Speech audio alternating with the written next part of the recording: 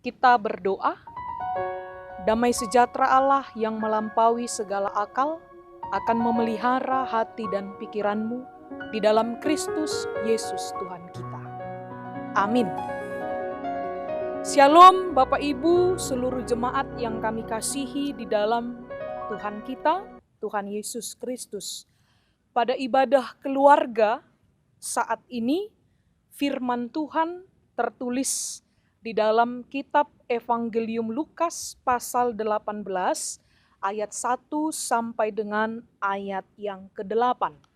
Bapak Ibu seluruh jemaat yang kami kasihi, mari kita membuka Alkitab kita, Lukas 18 ayat 1 sampai dengan ayat yang ke-8. Saya membacakan firman Tuhan bagi kita, nanti di ayat 8 kita baca secara bersama-sama. Demikian firman Tuhan.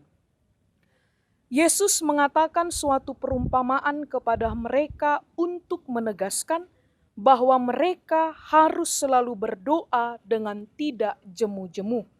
Katanya, dalam sebuah kota ada seorang hakim yang tidak takut akan Allah dan tidak menghormati seorang pun. Dan di kota itu ada seorang janda yang selalu datang kepada hakim itu dan berkata, "Belalah hakku terhadap lawanku." Beberapa waktu lamanya hakim itu menolak, tetapi kemudian ia berkata dalam hatinya, "Walaupun aku tidak takut akan Allah dan tidak menghormati seorang pun, namun karena janda ini menyusahkan aku, baiklah aku membenarkan dia, supaya jangan terus saja ia datang dan akhirnya menyerang aku." Kata Tuhan, "Camkanlah apa yang dikatakan hakim yang lalim itu. Tidakkah Allah akan membenarkan orang-orang pilihannya yang siang malam berseru kepadanya? Dan adakah ia mengulur-ngulur waktu sebelum menolong mereka?" Bapak Ibu yang kekasih, mari kita baca bersama ayat 8. "Aku berkata kepadamu, ia akan segera membenarkan mereka. Akan tetapi, jika Anak Manusia itu datang, adakah ia mendapati iman di bumi?" Demikian pembacaan firman Tuhan. Bapak Ibu seluruh jemaat yang kami kasihi, masih sama seperti tema minggu lalu, di Minggu Rogate, kita masih terus diarahkan, dikuatkan untuk tetap setia berdoa. Bapak Ibu yang kekasih, melalui sebuah perumpamaan, Tuhan Yesus mengajarkan betapa pentingnya berdoa kepada orang-orang yang mendengar pengajarannya ketika itu. Dan ini tertulis pada ayat yang pertama bahwa tujuan dari perumpamaan, cerita, pengajaran ini bahwa mereka harus selalu berdoa. Bapak Ibu yang kekasih, tidak hanya mengajarkannya, tetapi Tuhan Yesus adalah figur, adalah tokoh yang dapat kita kenal, pribadi yang setia berdoa. 33 tahun selama masa hidupnya di dunia ini, sebagai manusia sejati, Tuhan Yesus sungguh memperlihatkan, menjadikan dirinya teladan dalam hal berdoa. Bapak Ibu yang kekasih, secara khusus dalam cerita-cerita kitab Evangelium atau Injil, Matius, Markus, Lukas, dan Yohanes, beberapa kali diberitahukan kepada kita, selalu saja Yesus memberi waktu untuk berdoa.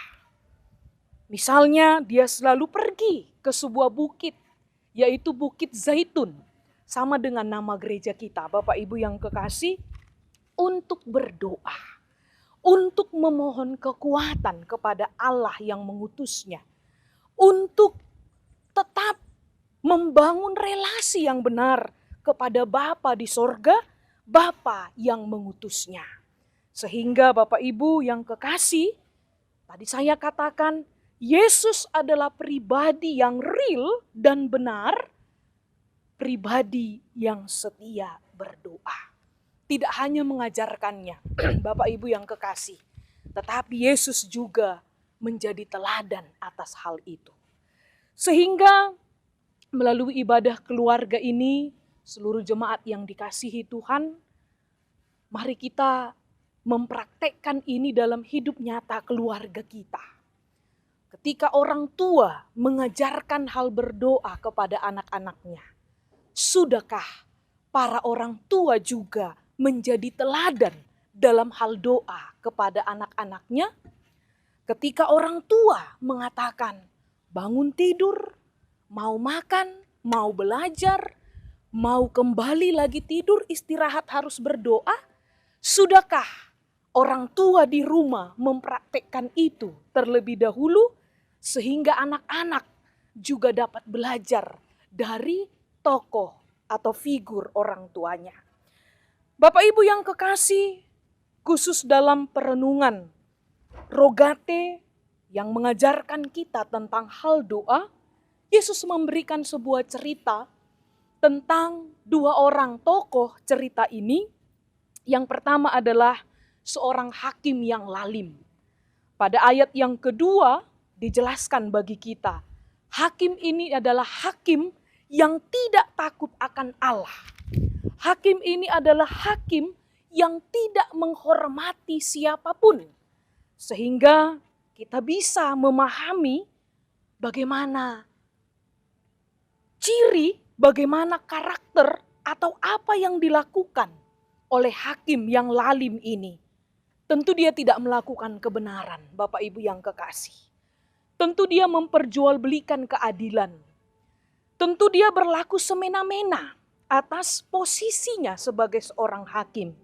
Sehingga kita dapat menyimpulkan hakim ini adalah hakim yang tidak baik dan tidak benar. Lalu ada tokoh kedua yang dikatakan di ayat yang ketiga, ada seorang janda yang selalu datang kepada hakim itu dengan terus menyampaikan permohonannya, belalah hakku terhadap lawanku. Bapak Ibu yang kekasih, tokoh janda ini mewakilkan orang-orang yang mendapat ketidakadilan di dalam kehidupannya. Jadi tidak hanya dalam pengertian ini adalah seorang perempuan yang ditinggalkan suaminya, tidak hanya itu saja Bapak Ibu, tetapi ini mewakilkan banyak orang yang justru mendapatkan ketidakbenaran, ketidakadilan karena ketidakberdayaannya. Apapun alasannya Bapak Ibu yang kekasih. Ini mewakilkan orang-orang yang termarginalisasi, yang didiskriminasi Bapak Ibu oleh banyak pihak, banyak kekuatan yang sungguh membuatnya hidup dalam penderitaan. Janda ini mewakilkan orang-orang yang demikian, tetapi yang luar biasa adalah kita kembali kepada tema doa tadi Bapak Ibu. Seorang janda ini menjadi salah satu keteladanan bagi kita orang percaya yang harus tetap berdoa, setia berdoa, apapun tantangan, apapun rintangan yang terjadi dalam kehidupan kita. Bapak Ibu yang kekasih, bahasa Bataknya dikatakan, jugulhon martangiang. Tidak ada kata putus untuk berharap kepada doa. Tidak ada kata berhenti untuk tidak percaya kepada kuasa doa. Seorang janda dalam cerita kita ini menunjukkan itu Bapak Ibu yang kekasih. Sekalipun dia tahu hakim itu lalim, hakim itu jahat, jangankan menghormati manusia.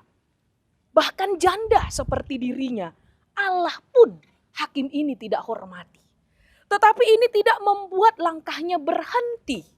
Ia terus datang, ia terus menyampaikan permohonannya, sehingga di ayat 5 hakim itu diceritakan bagi kita, baiklah aku membenarkan dia supaya aku tidak susah dibuatnya, supaya dia tidak terus lagi datang kepadaku. Sehingga Bapak Ibu, gambaran seorang janda yang terus berjuang akan permohonannya mendapatkan hasil. Perkaranya dibela, seorang janda ini mendapat keadilan, mendapat jawaban karena hakim tadi telah membela perkaranya. Jemaat yang dikasihi Tuhan, dalam hidup keseharian kita, tentu banyak hal yang membuat kita meragukan kuasa doa. Tentu banyak realita atau banyak suara-suara atau bahkan juga dari orang-orang di dekat kita yang mengatakan, untuk apa berdoa? Apakah masih zamannya percaya atas kuasa doa? Lihat pandemi corona ini. Kita bukannya tidak berdoa, tetapi ini tidak pernah berakhir. Mungkin ini Bapak Ibu yang kekasih yang menjadi pergumulan kita, tetapi melalui cerita perumpamaan ini yang diwakilkan dari kehidupan seorang janda tadi, seorang yang tidak berdaya tadi, kita diingatkan untuk tetap setia berdoa. Bapak Ibu, bahkan dikatakan Allah yang kita kenal itu adalah Allah yang tidak akan pernah mengulur-ngulur waktu untuk menolong kita.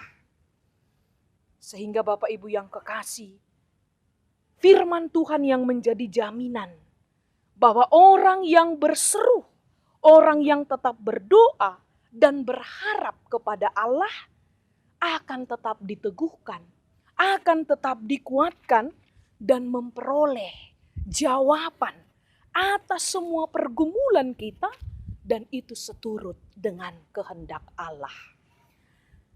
Di ayat 8 dikatakan, Bapak Ibu jemaat yang dikasihi Tuhan, jika Anak Manusia itu datang, adakah ia mendapati iman di bumi? Jika Anak Manusia itu datang, adakah ia mendapati iman di bumi? Bapak Ibu yang kekasih, saya mau kembali kepada realita saat ini. Tadi saya mengatakan, dengan kondisi ini, dengan penderitaan, kesusahan, kesulitan hidup, banyak orang yang sudah meragukan, apakah Allah sungguh mengasihi kami? Apakah Allah sungguh mengasihi dunia ini? Apakah Allah sungguh mendengar doa-doa yang kita sampaikan? Ketika dirinya, Bapak Ibu yang kekasih, yang menjadi pusat untuk kehidupannya, pikirannya, kehendaknya yang menentukan kehidupannya, maka kita akan jatuh kepada keputusasaan. Kita akan mengatakan tidak ada gunanya berdoa. Tidak usah lagi berdoa. Toh akan seperti ini saja kehidupan ini. Sehingga ayat 8 ini Bapak Ibu mengingatkan kita, jika Anak Manusia itu datang, adakah ia mendapati iman di bumi? Ini saat ini diserahkan, diberikan, dipertanyakan kepada kita. Sampai Anak Manusia itu datang kedua kali, sungguhkah kita di dalam iman dan kesetiaan kita tetap bergantung sepenuhnya kepada Dia? Bapak Ibu, atau kita telah melupakannya? Kita telah lari dari kehendaknya. Kita telah menggunakan diri kita sebagai pusat satu-satunya yang menentukan kehidupan kita. Untuk itu, Bapak Ibu jemaat yang dikasihi Tuhan, biarlah firman Tuhan hari ini tetap menguatkan, meneguhkan kita untuk tetap setia berdoa, untuk tetap menggantungkan diri kita sepenuhnya kepada Allah di dalam doa dan pengharapan kita. Yakobus 5 ayat yang ke-16, saya membacakannya bagi kita Bapak Ibu yang kekasih, khususnya pada ayat atau bagian yang terakhir dikatakan, doa orang yang benar bila dengan yakin didoakan sangat besar kuasanya. Sekali lagi, Yakobus 5 ayat 16b, doa orang yang benar bila dengan yakin didoakan sangat besar kuasanya. Tuhan menyertai kita. Amin. Kita berdoa. Terpujilah Engkau Allah yang sungguh mengasihi kehidupan kami, baik di saat suka maupun duka.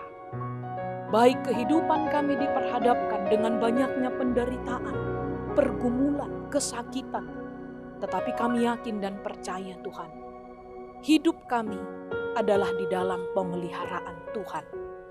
Kasih-Mu tidak pernah berkesudahan. Itulah yang meneguhkan perjalanan hidup kami sampai saat ini. Bapa di dalam surga, ajarkan kami Tuhan, supaya kami tetap mempercayakan diri kami melalui iman, doa, dan pengharapan kami. Apapun yang terjadi lewat perjalanan hidup kami, sebagai orang percaya, orang yang telah Engkau selamatkan melalui anak-Mu Kristus Tuhan, kami sungguh dikuatkan, diteguhkan untuk tetap hidup di dalam iman dan pengharapan kami. Berkatilah ya Tuhan keluarga kami, berkati orang-orang yang kami kasihi dimanapun saat ini berada. Kiranya kuasa Tuhan senantiasa bekerja atas mereka. Inilah doa kami Tuhan, yang kami sampaikan hanya di dalam nama Tuhan Yesus Kristus Juru Selamat kami. Amin.